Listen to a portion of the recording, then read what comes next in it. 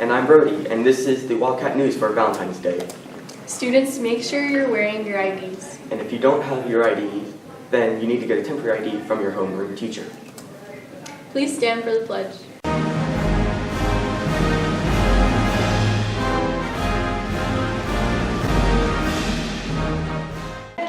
I pledge allegiance to the flag of the United States of America and to the republic for which it stands, one nation, under God, indivisible, with liberty and justice for all.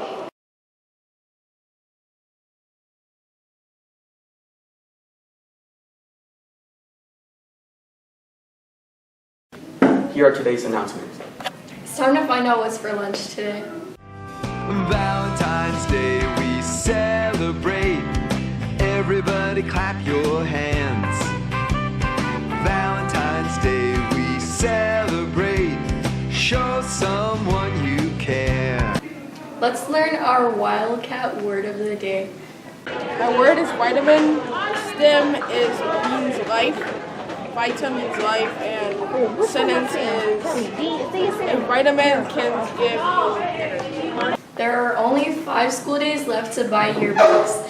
So you can buy online or bring money to the school. 6th graders turn money into Miss Smith, 7th graders turn money into Miss Hurley, and 8th graders turn money into homeroom teachers.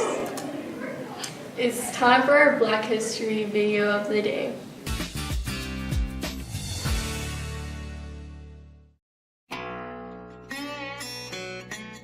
Langston Hughes is considered a great author because he spoke to, for, and about black people in America. Poet, novelist, and playwright, Langston Hughes was the leading voice of the Harlem Renaissance. America was changing during the time that Langston Hughes was so popular.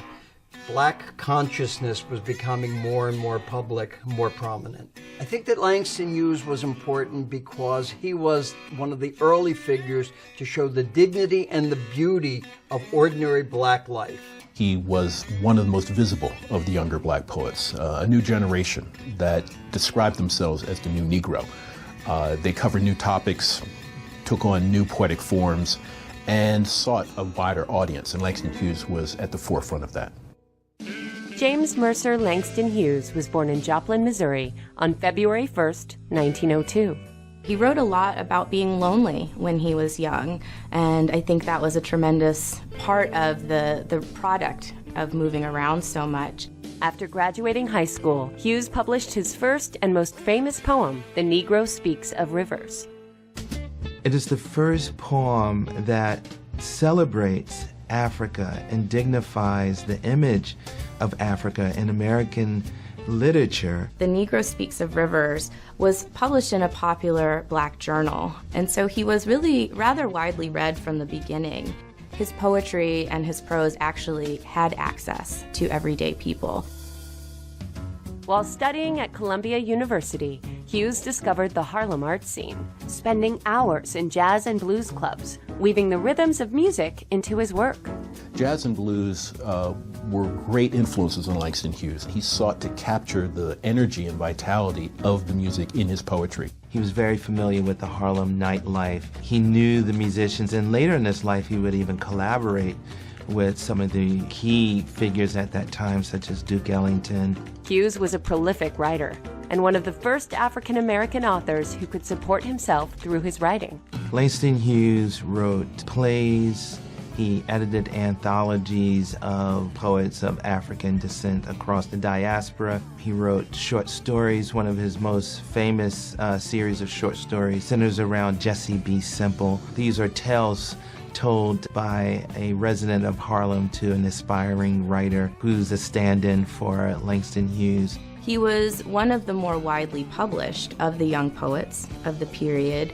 He was also among the better connected. He really worked hard to promote the careers of other young writers in Harlem and also throughout the rest of his life. That's also one of his big legacies. Langston Hughes died of cancer on May 22, 1967. His Harlem residence was given landmark status, a fitting tribute for a legendary writer. His influence, his ambition as a creative writer, his success, his accessibility. He wrote for the average person. He was not writing for college classrooms. He was not writing for the elite. All of those things, I think, require that we recognize and acknowledge him as a great American literary voice of the 20th century. Girls soccer tryouts will be in the afternoon on the soccer field from 4 to 5:15 p.m. There are 2 school days left to buy Girls Championship t-shirts. Please bring your money to Ms. McGowan, Coach Small, Ms. McDaniel, or Mr. Geiger by tomorrow. There will be a lunch and learn today with the nurse. Please sign up with your homeroom teacher if you are interested in attending. Today we have a science trivia question from Allie Jennings, the first chair bass in all-state orchestra. What is the name of the supercontinent that existed before continental drift separated the different continents?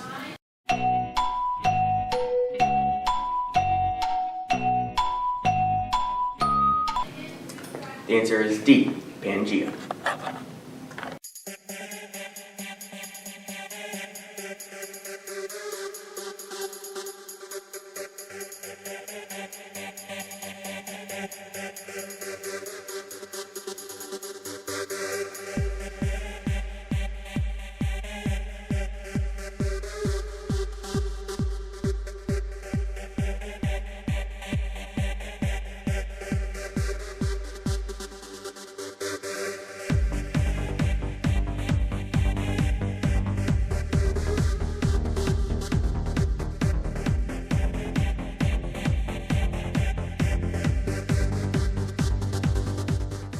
That's all the announcements for today. Make it a great day or not, the choice is yours. Happy Valentine's Day!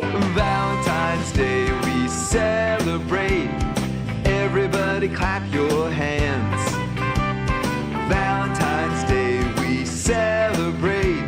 Show someone you care. Hello, I'm Small, Ms. McDaniel, or Mr. Geiger? That's Wait!